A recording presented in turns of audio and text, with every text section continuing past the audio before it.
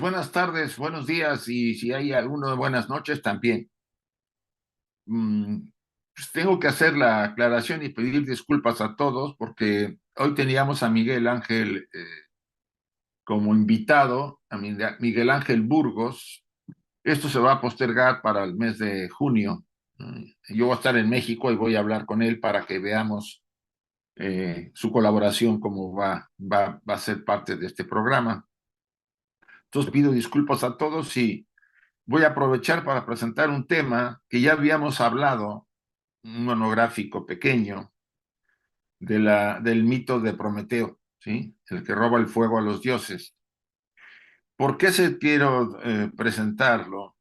Ya en el capítulo 5, en la estancia 5 y 6, creo que va para ir repartido, cuando en la tercera raza se le da a los seres humanos eh, en la tercera subraza de la tercera raza lemur, las jerarquías Manasaputra, Anishvatas y Kumaras, pues le otorgan la mente, la conciencia al ser humano. Y eso está muy relacionado con los pasajes de otorgarle al ser humano, que era a mente, era un chaya, no tenía la mente despierta, el mito, y coincide en ciertas formas con elementos del Génesis y muy probablemente con otras tradiciones, ¿sí? Donde se habla de que había una parte de seres de las jerarquías que no querían, porque no tenían la mente, como los padres lunares, los Pitris Barishats, que no podían dar la mente, porque no tenían esa capacidad. Ellos nomás podían darnos el doble etérico, Linga Sharira, que era la parte del cuerpo denso. Y aquí coincide muy interesantemente este elemento con este mito. La señora Blavatsky lo incluye en esas estrofas de las estancias 5 y 6. Y lo que se ha hecho, o lo he hecho, que no es la primera vez que doy esta conferencia, pero voy a incluirla para actualizar la temática que ya no la veríamos directamente, sino pasaríamos a la temática oculta. Eh, pues si ya algunos la vieron, vamos a recordarla al final, ¿no? Los detalles de este mito. No me voy a ir a mucho detalle, pero sí a ubicarnos dentro de lo que sería la entrega del fuego por Prometeo al hombre. Bien, como sí siempre lo aclaro, aunque a veces lo he dejado de hacer. Somos estudiantes de teosofía, no estamos hablando de dar cátedra en una sesión como esta, sino de compartir, colaborar con nuestros propios estudios y compartirlo con los de los demás. Tampoco pretendo dogmatizar o actuar de una manera eh, fanática, vamos a decirlo así. La libertad de pensamiento que en la sociedad teosófica se defiende es muy fuerte y no pretendemos dar cátedra, pero sí compartir lo que vemos y lo que estudiamos y investigamos. Si alguno no está de acuerdo, está en todo su derecho, ¿sí? Aunque lo que sí evito es polemizar durante la sesión o al final, si hay algo que no está de acuerdo a alguien, pues está en su derecho y no voy a decirle más. Bien, aunque las versiones de la leyenda de Prometeo vienen en las versiones de Esquilo y de Hesiodo, es notable la aparición de la Prometeo en diversas leyendas griegas. ¿Sí? Viene como mezclado en otras leyendas griegas. Incluso en la leyenda de Prometeo también interviene Hércules, ¿sí? Aparece al final uh, y te da, para liberarlo, vamos a decirlo así, de la problemática que tiene. Y como hijo preferido de Zeus, ¿no? Pero bueno, no quiero adelantarme. Entonces, en ese sentido, la señora Blavatsky en la doctrina secreta nos da una clave septenaria para la interpretación de estos mitos, una clave septenaria. Ella nos dice, ahora bien, todos los dioses del Olimpo, así como aquellos del panteón hindú, y los rishis fueron personificaciones septiformes, o sea, septenarias, ¿no? Del noumeno de los poderes inteligentes de la naturaleza.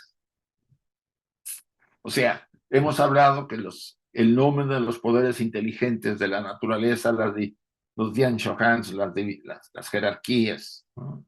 De las fuerzas cósmicas que han participado, que también son septenarias y que están formando parte de nuestro sistema, ¿no? De la creación de nuestro sistema, de los cuerpos celestes.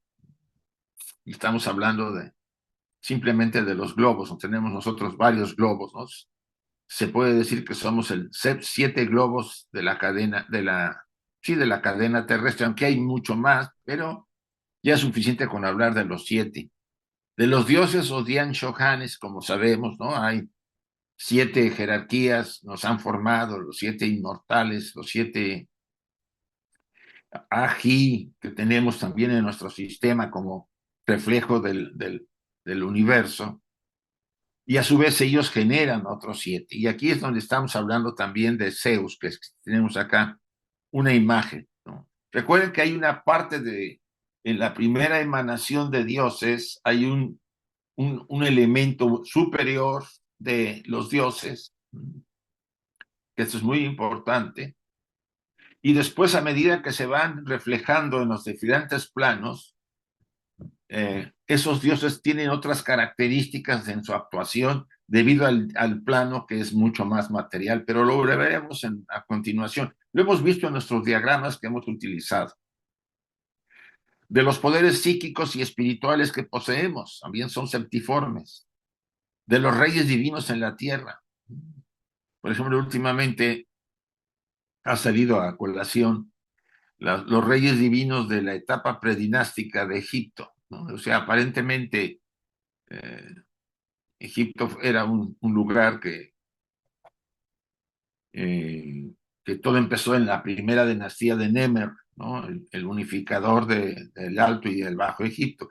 Pero en realidad había ya elementos para hablar del rey escorpión, etcétera. Pero mucho antes ya había los llamados dioses, las jerarquías divinas, o sea, los faraones divinos que gobernaban. Obvio, no habían estas extensiones, eran menores. Y por largos periodos, ¿no? Se habla de 7 reyes divinos que estuvieron en la tierra en la etapa predinástica, como en la etapa Atlante y Lemur, ¿no? Las encarnaciones de los dioses y los 7 héroes terrestres subhombres. O sea, siempre el elemento septiforme, y no vamos a poder evitar que en este caso también ocurra. Bien. Prometeo es el hijo de Iapetus, el titán, y de la ninfa del océano, Climene. Recuerden, Prometeo es un titán. Un titán tiene que ver desde la simbología que estamos tratando de una jerarquía superior. Es hermano de Atlas, ¿se acuerdan? El que sostiene la tierra, de Menoetius y de Epimeteo. Esto es importante, no olvidemos a Epimeteo. Y es el padre de Deucalión. Aquí es importante tener presente a Epimeteo. Entonces voy repitiendo. Prometeo es el hijo de Iapetus en el mito griego, el titán, y de la ninfa del océano Climene. Entonces, Prometeo era un titán, ¿no? Los titanes eran los seres previos a los dioses que después formaron, que gobernaron después, cuando los titanes fueron la gran mayoría encarcelados o destruidos, y bueno, más bien controlados. Están muy relacionados con las fuerzas caóticas y fuerzas que estuvieron en su momento necesario para la formación del sistema. Prometeo, como era uno de los titanes que tenían mucha más relación directa con los dioses del Olimpo. O sea, no eran enemigos como era la gran mayoría de titanes, ¿sí? Y aprovechando eso, Zeus le encargó a Prometeo el deber de dividir una víctima como sacrificio a los dioses. En realidad, gran parte del mito trata de vamos a decir, de la creación de los seres humanos o de la emanación, como ustedes quieran llamar. Estamos hablando de la tercera raza Lemur, donde los dioses consideran que los seres humanos pueden ayudarles sacrificando en honor a ellos. Entonces, en base a esta simbología griega, Zeus le encarga a Prometeo que divida una víctima hacia un animal para sacrificarlo a ellos, a los dioses. Pero Prometeo, dice el mito, se esforzó por embaucar a Zeus, embaucar, engañarlo, dividiendo de tal manera el animal que hábilmente ocultó la mitad. O sea, tomó el animal, lo sacrificaron, sí, bueno, lo mataron, sacrificio se hizo en un ritual, y lo dividió en dos partes. La mejor parte la puso abajo y encima la parte que consistía de carne y las entrañas comestibles debajo de la piel del animal, y por encima puso la peor parte, el estómago, mientras que juntó los huesos en un montón y los cubrió con cebo. Es interesante esta simbología. Pudiera interpretarse de la siguiente manera. La creación del ser humano demandaba pasar de la etapa a mente, o sea, de chaya, que no tenían mente, a ser seres autoconscientes, con mente. Pero pareciera difícil de entender que Zeus, siendo una jerarquía inferior a la de Titán, a la de Prometeo, no quisieran darle la mente porque no tenían la capacidad de dar la mente. Es como los Pitris Barishats, los Pitris lunares, que solamente nos dieron el Linga Sharira, ¿sí? O sea, la parte material. O sea, él podía dar, los Pitris Barishats o Pitris lunares, nos podían dar la parte inferior, lo que sería los huesos y el montón, y los cubrió con sebo, vamos a llamarlo así. Las partes las entrañas comestibles las dejó abajo. La parte importante la dejaron para después, en este sacrificio. Y lo importante, y lo menos importante lo puso encima. Enseguida Prometeo se robó el fuego del Olimpo y se lo llevó al hombre en un carrizo hueco. Es interesante aquí, aunque no sé si me estoy brincando, sí, vamos a regresar a esto. Pero Zeus se dio cuenta del engaño y no dijo nada. Lo dejó pasar.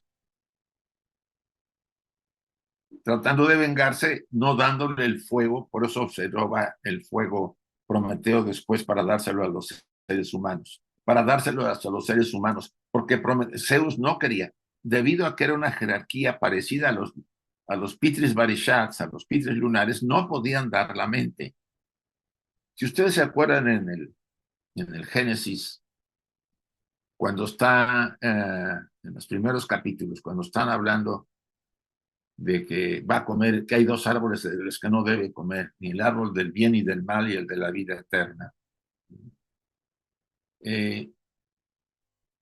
Está las dos jerarquías, los dos sefirots o ángeles o como los quieran llamar, hablando y diciendo que el hombre que ya comió del primer árbol debe evitarse que vaya a comer al otro, porque si no se va a parecer a ellos. Ya, había algo de reticencia para que no comiera, para que no tuviera el ser humano la mente. Y no es que no la quisieran, no quisieran que la tuviera, es que no la podía dar la jerarquía. En este caso viene a ser Zeus. Hay una simbología interesante en el tema de Zeus que yo creo que más tarde podamos ver en alguna sesión, porque yo voy a dar otra vez el ciclo de, de mitos para los hermanos de República Dominicana. Ahora vamos a ver el mito de Isis y Osiris, el de Fausto, de Goethe, lo manejamos como simbólico, el del Quijote, y falta otro que me pidieron, de Fausto, y mi cabecita de repente no retiene todo. El de Fausto y el de Isis y Osiris, Fausto, el de Hércules, perdón, de los 12 trabajos de Hércules, y el de Quijote.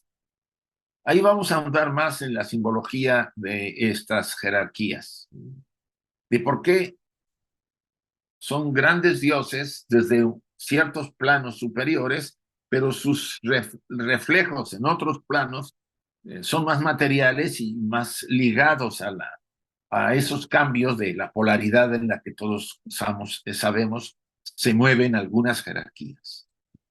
Entonces, Prometeo trató de embaucar, de engañar a Zeus, porque Zeus estaba medio negativo en darle a los hombres el fuego, ¿sí? Que después él roba, porque no quería, no es porque no le quisiera dar, porque no lo podía dar, pero el mito dice que no se los quería dar. Por eso Prometeo va y roba ese fuego del Olimpo y se lo lleva al hombre en un carrizo hueco. Eh, Esto tiene muchos significados, ¿no? Prometeo significa una jerarquía, o jerarquías como los Manasaputras, los Kumaras, los Anishvatas, ¿no? Que nos dieron la autoconciencia, o nos dieron la mente y la conciencia. ¿Qué hubiera ocurrido si esto no hubiera pasado? Pues hubieran pasado, como dice la señora Blavatsky, quizá milenios en que el ser humano estuviera en un estado limitado por la falta de la mente, de la autoconciencia, porque somos humanos debido a eso, a la mente. Podemos tener los principios eternos en nosotros y el molde para ser el cuerpo físico, pero estaríamos vacíos internamente, no habría conexión entre los principios espirituales y los principios animales. Y nuestra evolución estaría limitada muy probablemente al pasar de los miles de años, muy lenta y con muchos tropiezos porque no habría autoconciencia. Consideren ese tema, la autoconciencia. Si ese árbol del bien y del mal no hemos comido de él, que significa el darnos la mente, el activarnos la mente, porque ya lo teníamos, más que no estaba activada, porque todo es centenario, recuerden. Eh, si no nos dan la mente estas jerarquías, ahorita estaríamos en un estado muy limitado, mucho más limitado de lo que ustedes se imaginan, porque no distinguiríamos entre el bien ni el mal, ni la luz ni la oscuridad. O sea, viviríamos como, pues yo no digo que ni siquiera los animales tienen cierto instinto a ciertas cosas y ellos no buscan sufrir, buscan estar bien y evitan el sufrimiento. Entonces, seríamos como más instintivos, más animales y menos seres humanos. Recuerden que ya pasamos por varias, aunque fueran en otras formas, varias rondas, varios globos. El primero, el segundo y el tercer globo fue para consolidar las condiciones para que en esta pudiéramos ser ya seres humanos, ¿no? Entonces, imagínense que la no tener la conciencia, la autoconciencia nos hubiera condenado a un estado pasivo, limitado. Pues el fuego celeste pertenecía en un principio solo a los dioses. Era un tesoro que se reservaba para sí y el cual vigilaban celosamente. Estamos hablando de las Manasaputras y Anishvatas. El prudente hijo de Iapetus, dice Hesiodo, historiador, engañó a Júpiter robando y ocultando en el hueco de un carrizo hueco el fuego. Esta posesión arrancada a Júpiter o a Zeus, que también es la versión romana del término, esta violación humana de la propiedad de los dioses tenía que ser expiada, ¿sí? Iba a haber un castigo, una expiación. En algunas ocasiones, hablando con algunos sacerdotes, en un caso, tuvimos una entrevista de radio en Barcelona una vez, sobre estos temas. Éramos una mesa de 5 o 6, y salió el tema de la mente, del despertar del ser humano, ¿no? Que aparece en el Génesis, que se dan cuenta cuando comen del árbol, Adán y Eva, comen del árbol y se dan cuenta que están desnudos, se cubren. ¿Por qué? Porque ahora eran autoconscientes, ya se sentían separados, etcétera. Y salió ese tema y se discutía, y el sacerdote decía, no, no, si yo no estoy, porque yo le decía, no existe ese pecado original, mi opinión. Porque, ¿por qué fue pecado? Si no sabían que era pecado tener la mente o comer de ese árbol, vamos a llamarlo así. Porque realmente eran como niños de 1 o 2 años, ¿no? Y él comentó así, fuera de micrófonos, es que se adelantaron, porque se adelantaron.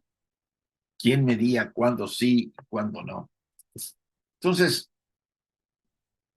hay cosas que deberíamos reanalizar sobre temas que para algunos han sido incluso lastres en sus vidas, ¿no? El pecado original, bueno, y respetando las creencias, analizar las cosas no significa que sean negativos, sino al contrario, sopesarlas, realmente ver si son dignas de ser eh, asumidas en cierta forma.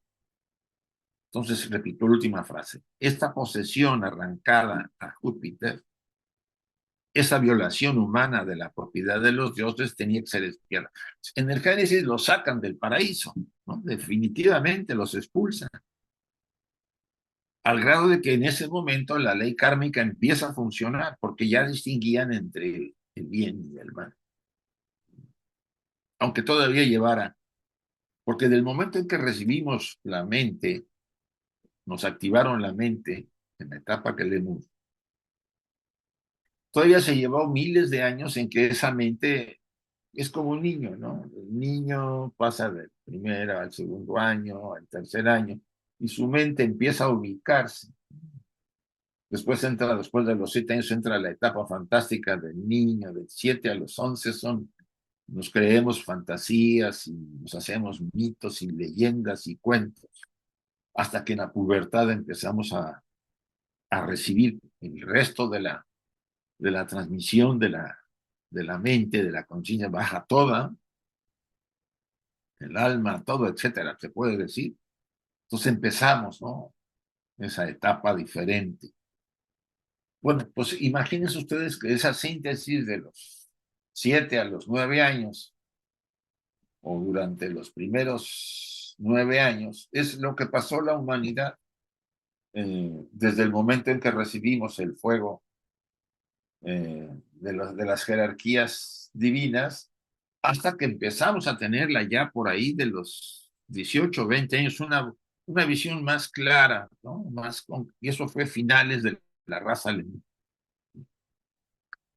La enseñanza nos dice que Blavatsky habla de a finales de la raza lemur empezaron los hombres a tener más clara la autoconciencia. Todavía éramos gigantes, ya estaba definiéndose el sexo como lo conocemos ahora, heterosexuales. Antes pues hubo una serie de cambios, ¿no? Eso lo veremos con detalle. Tengo una tablita que les voy a enviar. Y nos llevó a la entrada, a la etapa Atlante. Recuerden que la Lemur fue destruida, o gran parte de la raza, todas las razas o los pueblos, ¿no?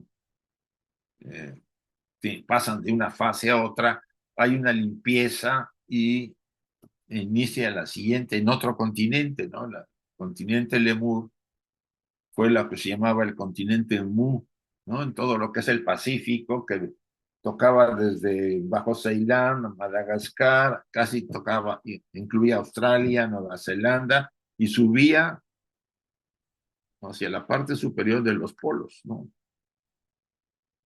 Cuando viene este final de este pueblo, de esta raza, que es una etapa de desarrollo, así se interpretan las razas, se hunde esta zona y queda solamente la prolongación de ella, que sería el continente Atlante, que estaría entre 800, duraría mucho más de lo que, no voy a hablar de tiempo, porque solamente sabemos que la Isla Blanca, que era lo que quedaba ahí en el Atlántico, hace 8.000 años, 8 o 9.000 años se hundió. No solamente lo dice Blavatsky, sino lo dijo anteriormente Platón. Zeus, ya lo había dicho, adivinó la estratagema, pero por su enemistad hacia el hombre, escogió adrede la peor porción y se vengó rehusándole a los mortales el uso del fuego. Este diagrama debería estar antes, pero bueno. Como contraste a esta gran bendición, Zeus resolvió enviar un mal igualmente grande. O sea, aquí Zeus desempeña la posición de una jerarquía inferior, vamos a llamarlo así, de las que participan para generarnos el linga sharira, los cuerpos, las partes más materiales. Pero hay otros, acuérdense que esas jerarquías, es como si ustedes ven el árbol sefirotal, van a ver que hay diferentes niveles. Y el árbol sefirotal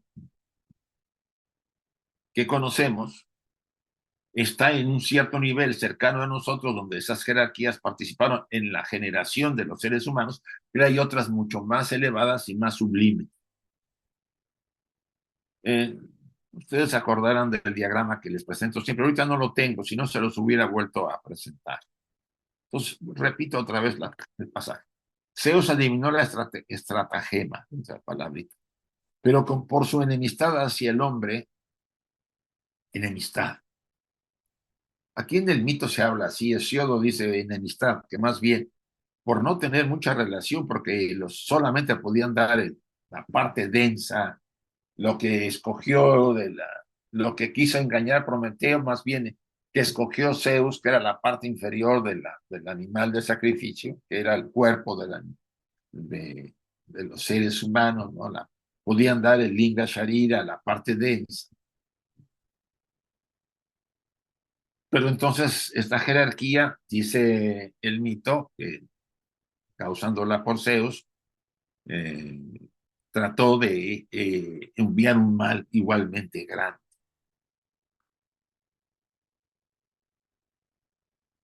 Zeus le pidió a Hefestos, que era el moldeador, el creador, que tiene mucha relación con Marte y con los fuegos, ¿no? Es un tema que se podría uno interrelacionar entre esto y la doctrina secreta. Por eso Blavatsky le encontró mucha riqueza. Dice, hizo que Hefestos creara del barro una mujer hermosa y la llamó Pandora.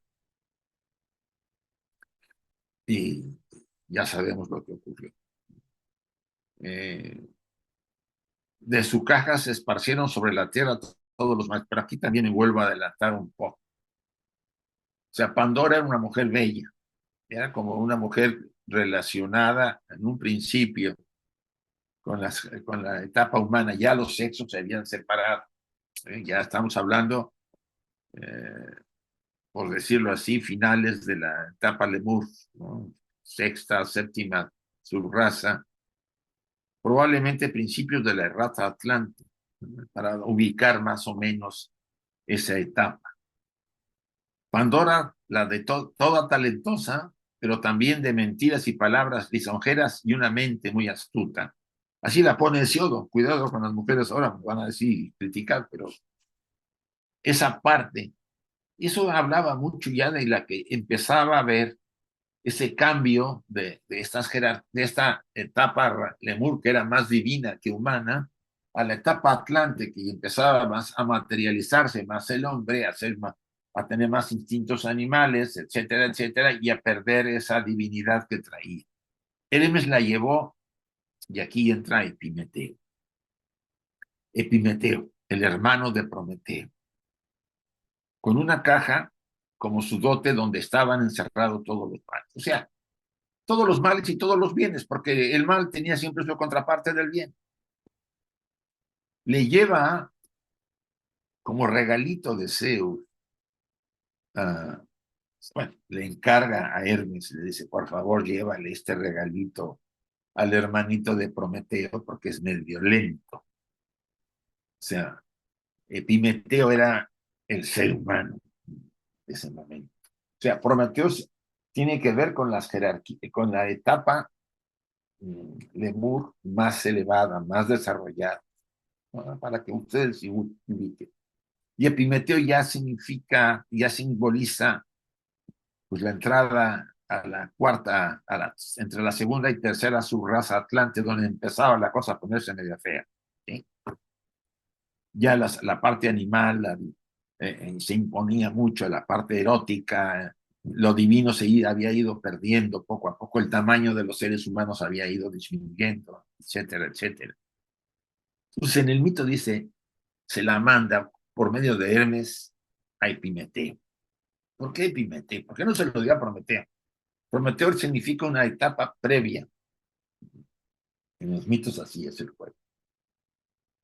O sea, Epimeteo significa la siguiente etapa de la raza ya en Atlante. Y se la lleva a la chica con una cajita que tenía los males y los bienes, no tenía todo. Pero, dice, Epimeteo quedó prendado de sus encantos y se casó con ella. O sea, ya estaba la etapa heterosexual, los instintos primaban, etc. Y abrió la cajita famosa a Pandora, ¿no? De ahí surgieron toda clase de males y bienes, todos, problemas y enfermedades que se derramaron por el mundo. Piensen ustedes, reflexionen, ¿qué nos ocurrió cuando simbólicamente comimos del árbol del bien y del mal? ¿Qué empezó a pasarnos en nuestras vidas? Pues empezamos a descarrilar, a hacer tonterías, ¿no? En esa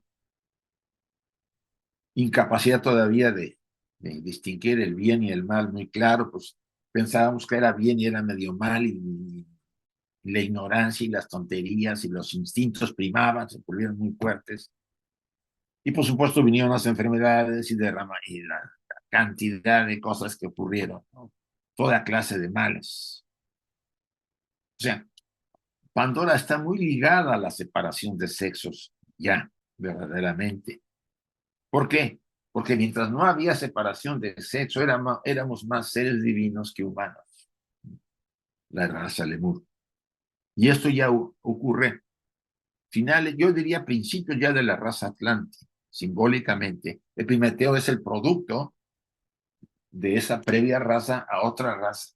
Se le consideraba lento, no era muy claro mentalmente, era lento para actuar, llevado por las cosas, los deseos, le gustaban pues, satisfacer su necesidad. Todo ese tema está hablando del hombre que empezó a decaer en la materia.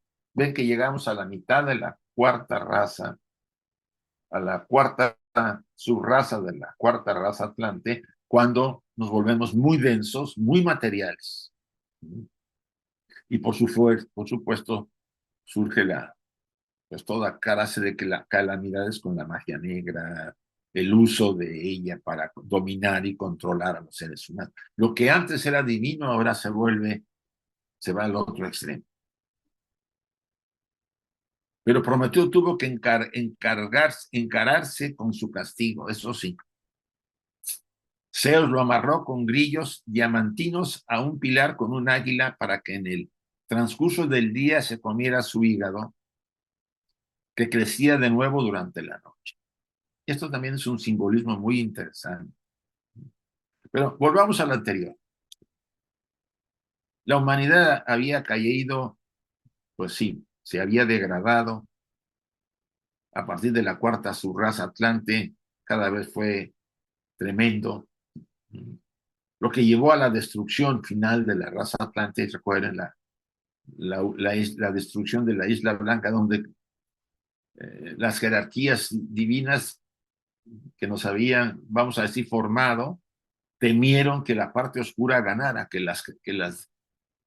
no las jerarquías oscuras, se puede decir que la magia, los magos negros, ¿no? Como viene en un pasaje que Blavatsky ha rescatado de la literatura de los libros del Cian. Y yo creo que lo vamos a repasar en algún momento. Esa es la historia del proceso.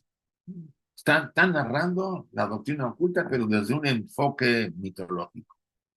Por supuesto, al final de la raza Atlante, la destrucción de esta raza raíz viene por el agua y el hundimiento. Probablemente hubo volcanes que hicieron erupción, etcétera, porque también la raza Lemur fue destruida por agua. El continente se hundió. Y en este caso, el continente Atlante se hundió. Por supuesto, si ustedes ven que eso ocurrió, pues ya se imaginarán que nos podrá tocar también a nosotros. A lo mejor no por el agua, sino porque escasea ahorita el agua mucho, ¿no? Sino por otro método, ¿no? Volcanes, fuego, hay muchas, porque toda raza, cuando se abre, termina sus ciclos, eh, las posibilidades del cambio para que surja un nuevo continente para la siguiente raza, pues sí demanda que esta raza, con los lugares donde vivimos se sumerjan nuevamente y surjan nuevos. Esto todo está en el primer tomo de la doctrina secreta, ¿no? Y así ha ocurrido. La primera raza, pues, la raza Chaya, que así se le conoce, ¿no? Que realmente estaba ubicada en ese gran continente llamado Pangea. Después viene la segunda raza, que realmente es la primera ya sumergida, genera inmersa en las segundas, es en el polo, había un continente en los polos, ¿no? Donde estaba ahí esta raza desarrollándose. Después de ella viene el lemur, vienen los lemures en Mu, que ya les dije que está en todo el Pacífico, desde Ceilán, que estaba antes unido a la India, bajando hasta Madagascar y después uniéndose a Australia y a Nueva Zelanda, todas las islas esas, eh, incluso la isla de Pascua, todas formaban el continente Mu, donde estaban los lemures. Se sumerge como finales de ese continente, los que ya habían sobrevivido, ya habían emigrado, los que sobreviven emigran, porque recuerden que la raza Atlante surge de la raza Lemur, y nosotros surgimos de la raza Atlante, la quinta raza, y la sexta surgirá de la quinta. Se habla que en América, ¿no? Pero bueno. Entonces, a Prometeo se le encadena, lo encadena Zeus, y y le pone un águila para que el águila le coma el hígado, que crecía de nuevo durante la noche. Fíjense la simbología. ¿Qué nos ocurre a nosotros durante la noche? El cuerpo lleva a cabo todo un proceso de reciclaje, de purificación incluso del hígado. Todos los sistemas se están reciclando y eliminando toxinas del día anterior, ¿no? Alimentos, emociones, pensamientos, todo. Soñar tiene que ver mucho con esa purificación, con esa asimilación de experiencia. Y al otro día estamos otra vez activos, como si hubiéramos encarnado nuevamente, limpios. En el pequeño libro de los sueños que dice Madame Blavatsky, durante la noche, cuando nosotros estamos dormidos en ese proceso de reciclaje, el ser interior está libre y va a sus dimensiones. Por eso se recuperaba en la noche el hígado simbólicamente el hígado de Prometeo. O sea, era como si él descansara y se liberara de esa prisión en la que estaba, porque está dentro de nosotros, vamos a llamarlo así, dentro del templo, de la constitución. Entonces, Prometeo estaba ligado porque estaba dentro de nosotros. Acuérdense que las jerarquías, muchas entraron dentro de los seres humanos. No solamente entraron, sino muchas, debido a la poca evolución de los humanos, nomás nos activaron la mente.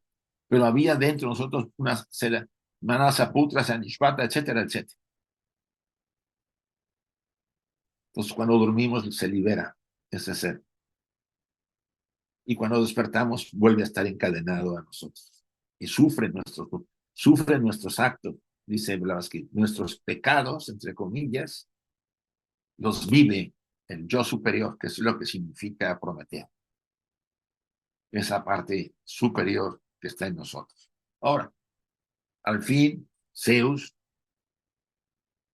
envía a Heracles o a Hércules con el consentimiento de Zeus, que deseaba acrecentar el nombre de su hijo, mata el águila y deja en libertad al hijo de Japet.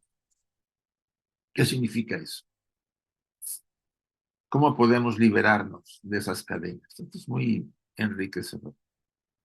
¿Qué significa Hércules? Un héroe que ha llevado a cabo los 12 trabajos. Por eso vamos a ver ese mito a la larga. Significan las 12 iniciaciones de las 12 casas zodiacales. Nosotros debemos, de alguna manera, liberar a nuestro Prometeo. Es lo que se llama el sendero espiritual, el sendero de desarrollo, el sendero de crecimiento. Pero para eso nos tenemos que convertir en este héroe. Vean el Bhagavad Gita. Nos tenemos que convertir en quién? En Arjuna, que después de reconocer la dificultad de vencer en esa lucha, porque tiene que destruir todo lo viejo, todo lo antiguo que representan amigos, maestros, etcétera, etcétera, se yergue en confianza a Krishna, que significa la inspiración de la parte divina nuestra. Hércules es el ser al que nos vamos a transformar poco a poco para vencer las limitaciones, esas cadenas diamantinas que son los deseos, las pasiones, los apegos, etcétera, etcétera, y liberar a nuestra divinidad interior, que significa elevarnos sobre la etapa humana. Este es lo más interesante de este mito. De ahí entiendo por qué Blavatsky lo quiso incluir para que nosotros entendiéramos o buscáramos la comprensión del mismo. Mientras que una hueste de una posición evolutiva inferior le proporcionó a la humanidad un cuerpo y principios inferiores, otro y más elevado la dotó con cualidades intelectuales y espirituales de su naturaleza, es lo que quiere decir la síntesis. A estos poderes creativos y formadores se les llamó Pitris o padres en la doctrina secreta, y en la literatura oriental y en la Biblia los Elohims. Había Pitris para el cuerpo y Pitris para lo espiritual y lo divino y la mente. Este mito envuelve eso. Por eso ustedes entenderán, hay otra serie de mitos en que Zeus participa, ¿no? Uniéndose a Leda en forma de cisne y teniendo a sus hijos saliendo de huevos. Una etapa, es una parte de la síntesis de la etapa donde el ser humano nacía por huevo, principios de la raza Lemur, finales de la raza de la segunda hiperbórea y principios de la raza Lemur. Pero bien, vamos a terminar, ¿sí? Y abrir el micrófono por si hay algunas preguntillas. Muy bien, Chuy. Isaac, Sí. con respecto a lo que dices ahorita de que cada cambio de un proceso de 7 años o de 5 años estará relacionado también con lo que decían los mayas, que iba a haber algo esplendor, bueno, que iba a haber algún cambio, muchos lo relacionaban con una catástrofe, No sé si esté relacionado también con eso. Mira, casi la mayor parte de los pueblos que se desarrollaron tenían el séptuple, el septenario, como parte de toda esa, vamos a decir, ese legado que nos dieron, ¿no? Un legado en forma de símbolos, de mitos, de, de formas de estructura en que el conocimiento era transmitido en la antigüedad. En realidad el mito para mí era la forma en que la antigüedad transmitía la historia. Ujú, Es una forma, ¿no? Porque ya hemos visto que varios mitos han llevado a los investigadores a encontrar ciudades, ¿no? Como Troya, y hay varios significados, ¿no? Tras de ellos, pero si ustedes relacionan el mito con la etapa del niño entre los 7 y los 9 años, van a ver que el niño se hace sus películas, sus historias, le gustan los cuentos, los momentos de los héroes, las heroínas, ¿no? Ese periodo es el que se repite, pero en la etapa primitiva humana. Una simbología interesante que analizar. Y creo que si analizamos, incluso en la literatura, en la investigación entre los mayas, los aztecas, casi están solo los pueblos. Acuérdate de las siete grupos que vienen de las siete cuevas, ¿sí? ujú, Siete pueblos que vienen, salen de las siete cuevas. ujú. O sea, hablan siempre del séptuple. Ujú. Los mayas no Así son la es. excepción. No, no, no. Y en el Oriente, en el Medio Oriente, casi todos los caldeos, egipcios, griegos, en Europa, los pueblos primitivos europeos también lo tienen. O sea, es como Ujú. una clave que se da a esta humanidad, ¿no? De este sistema. Mucho está Mm, En Cábala hay mucho séptuple, ¿no? ujú. Tanto la caldea como la judía. Y nos dejan esa clave, ¿no? Nos dejan esa Sí, clave para, una ya que clave. cada... En alquimia también lo hay. Los gnósticos primitivos también la manejan mucho. Ujú, Blavatsky la maneja mucho, sobre todo en el libro este de las enseñanzas ocultas, ¿no? Habla mucho de las siete tonos, los siete números, los siete colores, ¿no? Del ser humano, porque están relacionadas con las siete jerarquías que nos dieron los principios. ujú. Y por supuesto con la creación, la formación de nuestro sistema solar. Porque Claro, claro. son las siete jerarquías que gobiernan los siete planetas sagrados. Ahí está toda la deriva. Va derivándose desde ahí. Claro, claro. Dale, gracias, Isaac. Aquí, sí, Manuel, a ver, Hola, buenas tardes. buenas tardes, Manuel. Bueno, lo primero, felicitarte. Me ha encantado la ponencia que has hecho hoy, la verdad. Me parece súper interesante y además me parece difícil de enfrentar, porque en mitología yo creo que lo difícil es enfrentar una mitología con otra. Sí, sí, Eh, creo que lo has abordado bastante bien. A mí me ha gustado personalmente. Quería hacer una gracias. aportación pequeña, No, no, que era, sí, por bienvenida. ejemplo, Prometeo, dentro de que, bueno, él era un titán, Sí, era el prometido, era sí. el prometido, el que tenía que traer la luz. O sea, tenía que haber eh, un orden anterior establecido para que sucediera, entiendo yo, ¿no? Ujú, Porque pasa los metales, según Caldea, sería Tubalcaín, ¿no? El primer artesano, con lo cual ya habría una sí, descendencia o una conexión. Mm, de Pandora, por ejemplo, que sí que nos enseña, es verdad, la primera mujer en la mitología, ¿no? En la mitología griega, es la esposa de Epimeteo, ¿no? Que es el hermano de Prometeo, y sí que es la que abre, es la Eva, porque es la que abre también, igual que a Eva digamos, se le culpa, ¿no? De los males de la humanidad. sí, el Ella pecado. abre y se dice que gracias al marido queda lo de la esperanza, que él no era consciente. Ujú, Aunque eso lo sostienen algunos y otros no, pero bueno, ahí queda que la esperanza es lo único que queda con la apertura de esa caja.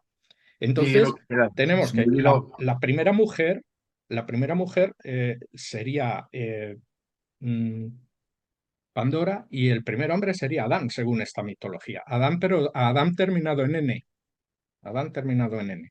Ujú. En la mitología hebrea sería lo mismo Eva y Adán, pero terminado en M, que tiene otra connotación diferente la M en esa. Ujú. Y yo creo que por encima tenía que haber una dualidad de creadores que dan, digamos, porque lo más parecido a los dioses mesopotámicos que veo yo en Prometeo sería Enki o Ea, Ajá, que crean al hombre como él sí, crea al hombre. sí.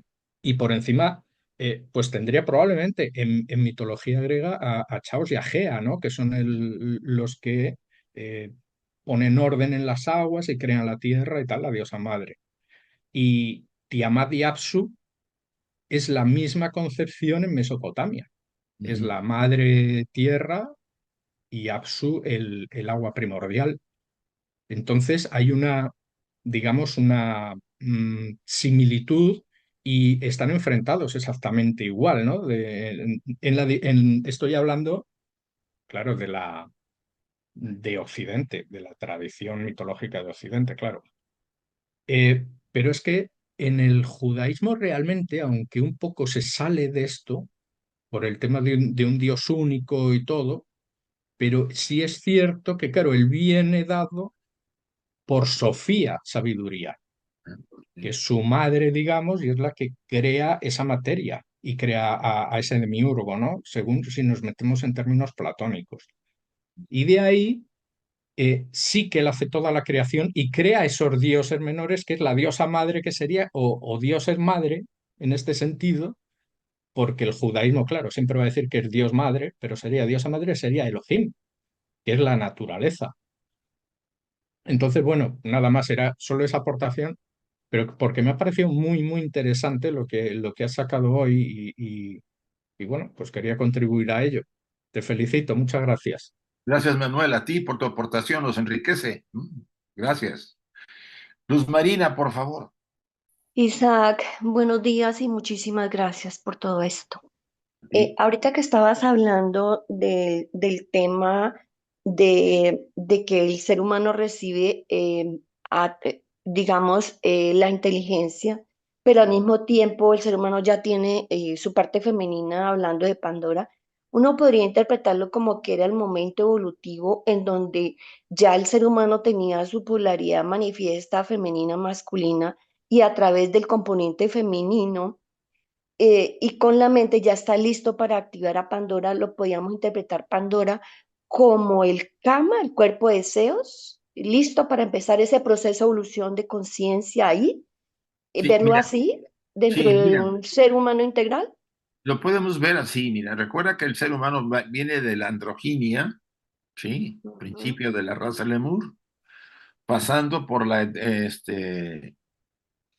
bisexualidad, porque tenían los dos sexos, o el hermafroditismo, que es un mito que estaba yo leyendo el otro día, ¿no? Un hombre, mitad mujer, ¿no? Es muy interesante. O sea, hubo un momento en la etapa cercana a recibir la mente o ya teniéndola, en que el hombre tiene los dos, el ser humano, que ahí no había hombres y mujeres, ser humano tenía los dos sexos, los dos. ¿No? Y de ahí poco a poco va disminuyendo el aspecto, uno de los dos sexos y naciendo niños con un solo sexo, y se puede decir que los hermafroditas empezaron a ser minoría y desaparecen. Finales de la raza lemur ya no había casi hermafroditas, lo que había eran heterosexuales, ¿sí? Principios de la raza atlante. Para mí, y eso es como para realmente confirmarte a ti, siempre hemos tenido dentro de nosotros los dos aspectos, ¿sí? ujú. El hombre lleva a una mujer y la mujer lleva a un hombre dentro que no fue físicamente. ¿No? Esto es muy junguiano. ¿No? Jung dice, el hombre tiene un ánima que no se desarrolló porque se desarrolló el aspecto masculino, animus. Y la mujer tiene un animus interno porque ella desarrolló el animal, la femenino. Originalmente éramos andróginos y esa androginia hizo que se separara en el mito también de griego, cuando los seres teníamos la forma redonda, dice el mito, Zeus los separó esas formas redondas en dos partes. Esto viene a nosotros, o sea, siempre hemos tenido los dos aspectos. La realidad es que deberíamos equilibrarlos dentro de nosotros, porque necesitamos tanto el aspecto femenino, los hombres, como la mujer, el masculino. ¿Qué significa Eva? Aquí no se está haciendo ninguna crítica a lo femenino, al contrario. Eva está bajo el mismo mito representando varias cosas. Está representando la separación de los sexos. ¿Sí? ¿Por qué en el Edén es Eva la que come del árbol y no Adán? Pregúntate. Era Adán, a Epimeteo era demasiado lento, porque a Epimeteo lo ponen muy lento, muy medio tontito. Si te das cuenta, aquí significa que esa parte, en ese momento los sexos se habían separado y estábamos en el momento de recibir la mente.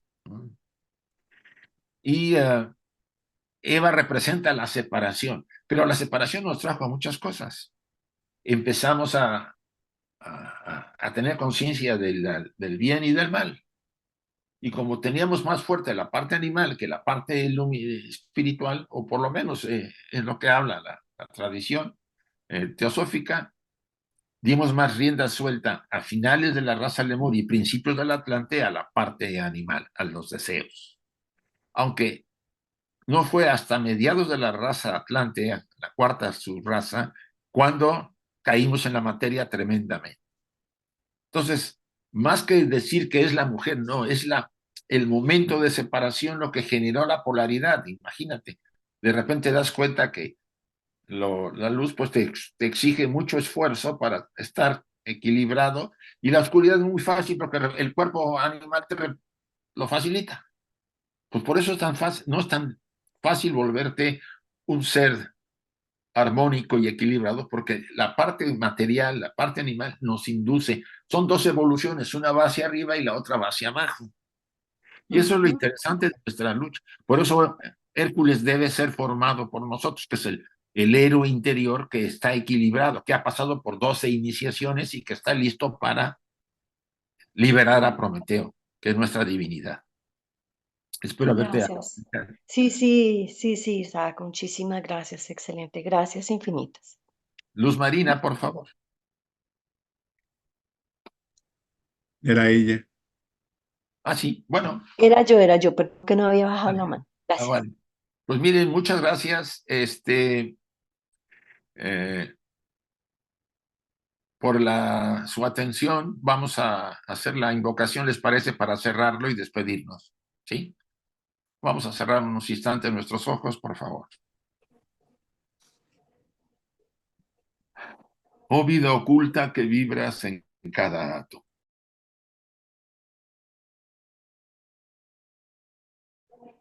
Oh luz oculta que brillas en cada criatura.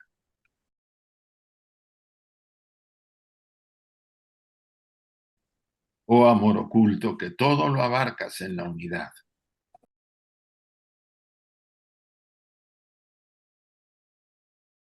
Que cada ser que se sienta uno contigo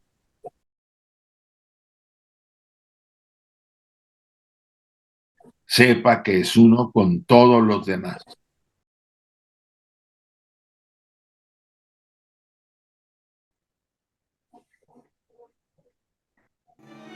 Así sea y muchas gracias.